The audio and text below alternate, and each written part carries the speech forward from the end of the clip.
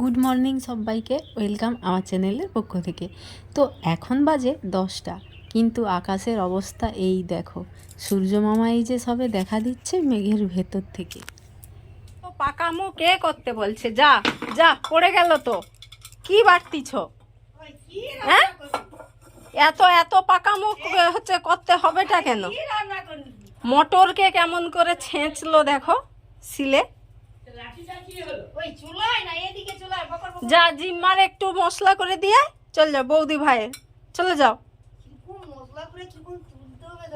হ্যাঁ, সব জানে বাবা। গোটা রান্নাঘরের কি অবস্থা রে বাবা, চারদিকে শুধু সবজি সবজি সবজি সবজি। চলো, আজকে হচ্ছে বৃহস্পতিবার। বৃহস্পতিবার মানেই আমাদের বাড়িতে নিরামিষ রান্না হয়, আর এই যে বৃহস্পতিবার মানেই কিন্তু মাশরুম থাকবে বাড়িতে। তো মাও অনেক সবজি নিয়ে এসেছে, তাও সবজিতে আবার আজকে হাটবার, বৃহস্পতিবার বাজার করে আনা হয়েছে আমাদের। তো কত সবজি হয়ে গেছে। তো দেখো, ডাইরেক্ট রান্না। আলু একদম চাকা চাকা করে ভাজা করেছি, মাশরুম ভাজা, আর ওই সাইডটাতে টুকায়ের ভাজা লঙ্কাবিহীন। আর এই যে চাটনি করেছি, আর করেছি শাক। তো এই যে মা যে শাক নিয়ে এসেছে, তো ওই শাকটা রান্না করেছি। আর হয়েছে এই যে সেদ্ধ ঝোল। তো গাজর, আলু, পেঁপে, তারপরে সজনে ডাঁটা, এই সমস্ত দিয়ে ঝোল রান্না করেছি।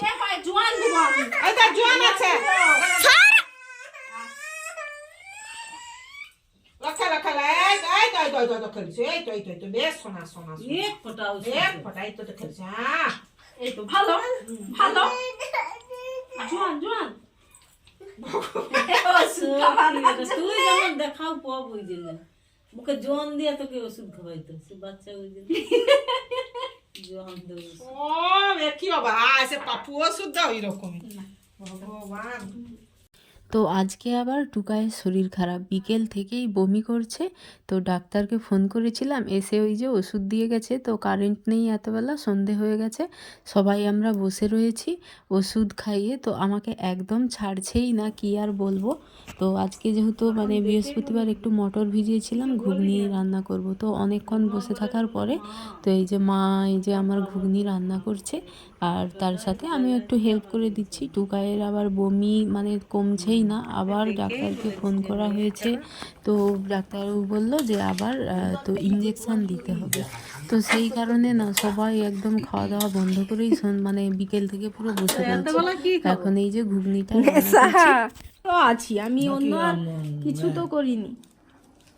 বমির ট্যাবলেটটা আর পরে কটার দিকে খাওয়াবো না কি, সেটা তো ভালো ভালো আবার রাত্রে 2 ঘন্টা হোক, 8:30টার দিকে খাওয়াবো। দুবার জল একটু উঠছে, সেটা কি বলো?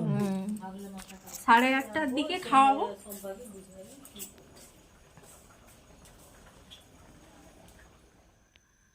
এখন এই যে একদম রাত্রি 10টা বাজে, তো সবাই ঘুমিয়ে পড়েছে। আর টুকাইকে নিয়ে তো পুরো একদম বিকেল থেকে একদম ছাড়ছিল না আমাকে, মানে শরীরটা যেহেতু খারাপ, তো সেই কারণে একদম মাম মাম করে মামের কোলেতেই ছিল, কারোর কাছে একদম এক মুহূর্ত যেতে চায়নি।